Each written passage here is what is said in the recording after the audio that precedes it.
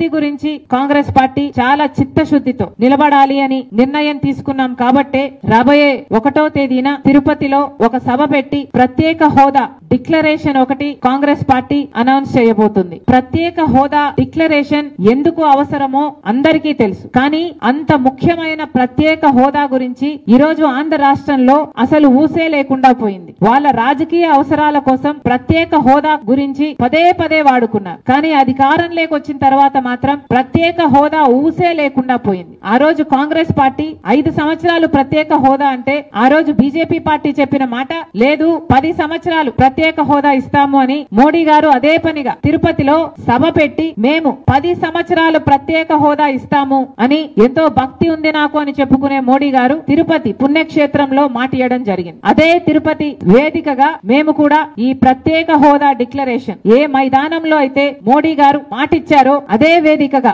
అదే మైదానంలో Congress party special status declaration 1వ తేదీ సాయంత్రంన అదే వేదికగా ఒక సభ పెట్టబోతున్నాం. అసలు ప్రత్యేక హోదా వస్తే ఎన్ని మేలులు కలుగుతాయో ప్రజలందరూ కూడా మళ్ళొకసారి అర్థం చేసుకోవాలనే ఈ ప్రత్యేక హోదా డిక్లరేషన్ మేము తిరుపతి వేదికగా 1వ తేదీన పెట్టదలుచుకున్నాం. మన రాష్ట్రంలో 972 కిలోమీటర్ల సీషోర్ ఉంది. మనకు ఎన్ని పరిశ్రమలు వచ్చుండొచ్చు, మనం ఎంత అభివృద్ధి చెందుండొచ్చు, కానీ ఇవేవీ జరగలేదు. కనీసం రాష్ట్రంలో పట్టుమని 10 కొత్త పరిశ్రమలు కూడా రాలేదు. ఇదేనా కావాల్సింది? డిఎస్సి అన్నారు, మెగా డిఎస్సి అన్నారు. జగన్మోహన్ రెడ్డి గారు ఒక దగా డిఎస్సి ఇచ్చారు.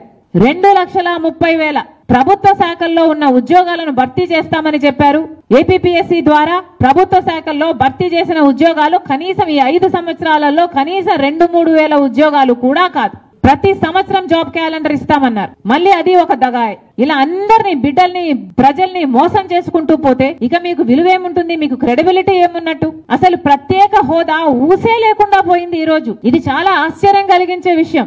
ఒక కాంగ్రెస్ పార్టీ మాత్రమే ఈ రోజు ప్రత్యేక హోదా గురించి మాట్లాడుతుంది అంటే ఇది ఎంత పాలక పక్షానికైనా ప్రతిపక్షానికైనా అవమానంగా లేదా? మీకు అధికారం ఇచ్చింది ఎందుకు ప్రజలు? మీరు ప్రత్యేక హోదా అని చెప్పి కదా అధికారం తెచ్చుకున్నారు. ప్రత్యేక హోదా గురించి మాట్లాడి కదా మీరు ఓట్లు దండుకున్నారు. చంద్రబాబు గారేమో ప్రత్యేక హోదా మనకు సంజీవిని అన్నారు. నన్ను ముఖ్యమంత్రిని చేయండి, నేను నవ్యాంధ్రను చేస్తాను అన్నాడు. ఇన్ని మాటలు చెప్పిన చంద్రబాబు గారు ముఖ్యమంత్రి అయ్యాక ప్రత్యేక హోదాను పూర్తిగా విస్మరించారు. అప్పుడు ప్రతిపక్ష నాయకుడిగా ఉన్న జగనన్న గారు ప్రత్యేక హోదా గురించి ఎన్నో ఉద్యమాలు చేశారు. ప్రత్యేక హోదా కోసం మూకుమ్మడి రాజీనామాలు చేద్దాము అన్నారు. అప్పుడు కేంద్రం ఎందుకు దిగిరాదో చూద్దాము అన్నారు అని ప్రతిపక్షంలో మాట్లాడిన జగనన్న గారు ముఖ్యమంత్రి అయిన తర్వాత ఎంతమంది రాజీనామాలు చేశారు? ఎంతమంది పోరాడారు? మీ పదవులు మాత్రం మీరు అట్టి పెట్టుకున్నారు. బీజేపీతో మీ దోస్తీ కోసం ఆఖరికి ప్రత్యేక హోదాను కూడా తాకట్టు పెట్టారు అంటే ఇక మీరు ఏమి నాయకులు? మరి వీళ్ళందరినీ ఎందుకు నమ్మాలి? ఆలోచన చేయండి.